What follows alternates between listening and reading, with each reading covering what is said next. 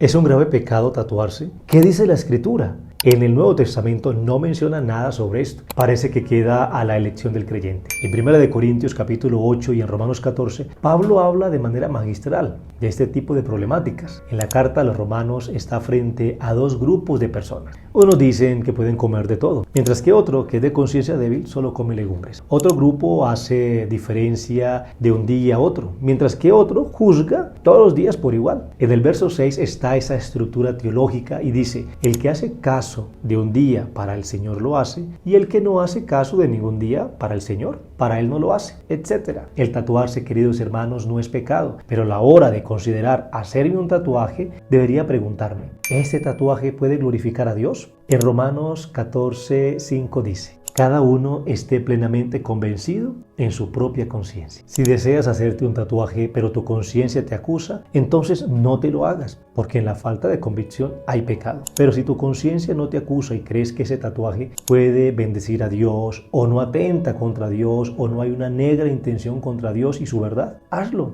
Si tú guardas el versículo 28 de Levítico, entonces también deberás guardar todo el capítulo de Levítico, especialmente el verso 19. Vea lo que dice Romanos 14. Reciban al que es débil en la fe, pero no para entrar en discusión. Algunos, su fe les permite comer de todo, pero hay quienes son débiles en la fe y solo comen verduras. El que come de todo no debe menospreciar al que no come ciertas cosas. El que no come de todo no debe condenar al que lo hace, pues Dios lo ha aceptado. ¿Quién eres tú para juzgar al siervo de otro? Que se mantenga firme o que caiga es asunto de su propio Señor, y se mantendrá firme porque el Señor tiene poder para sostenerlo. Palabra de Dios, te alabamos, Señor.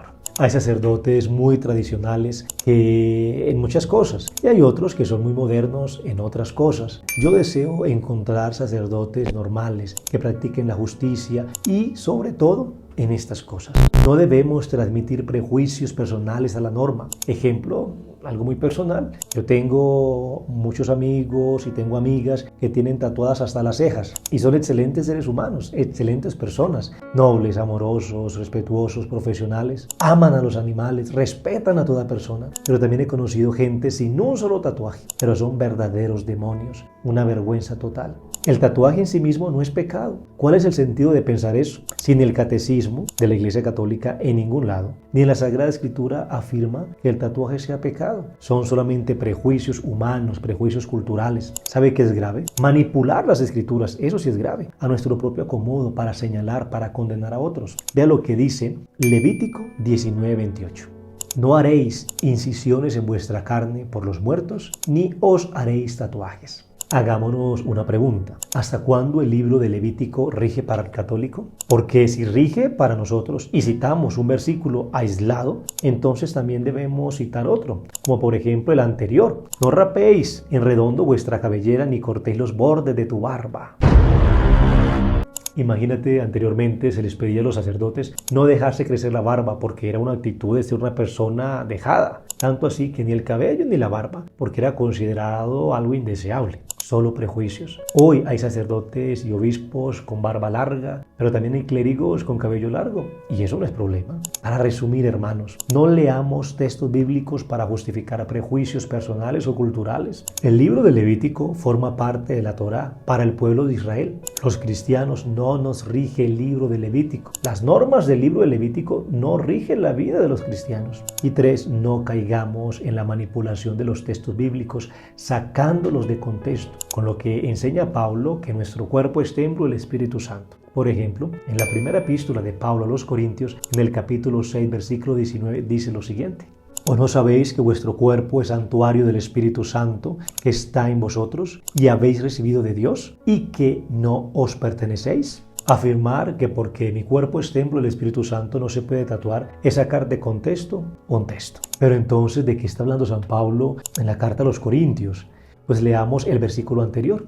Huid de la fornicación. Todo pecado que comete el hombre queda fuera de su cuerpo, mas el que fornica peca con su propio cuerpo. ¿O no sabéis que vuestro cuerpo es santuario del Espíritu Santo que está en vosotros y habéis recibido de Dios y que no os pertenecéis? Hermanos, cuidado con mezclar y sacar los textos bíblicos del contexto para justificar prejuicios, señalar, condenar. Esto sí está muy mal. El pecado es atentar contra mi cuerpo, algo que ponga en riesgo mi salud. Por ejemplo, hay pecados capitales como el pecado de la gula, donde por comer de manera desmedida estoy agrediendo a mi cuerpo y sí es un pecado. Es como el que bebe demasiado o el que fuma, pone en riesgo, pone en peligro su cuerpo, su salud. Entonces encontramos personas que beben y fuman de manera desmedida y entonces están señalando a los que llevan tatuaje. Ahí algo no está bien, hay que revisarlo.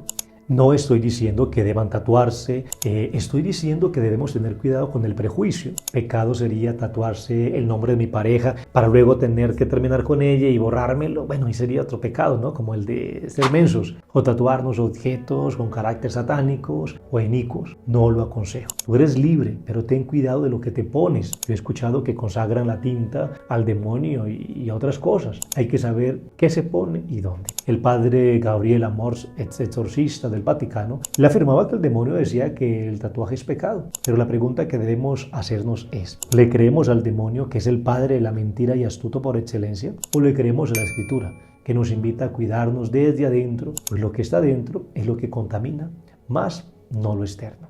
Dios te bendiga.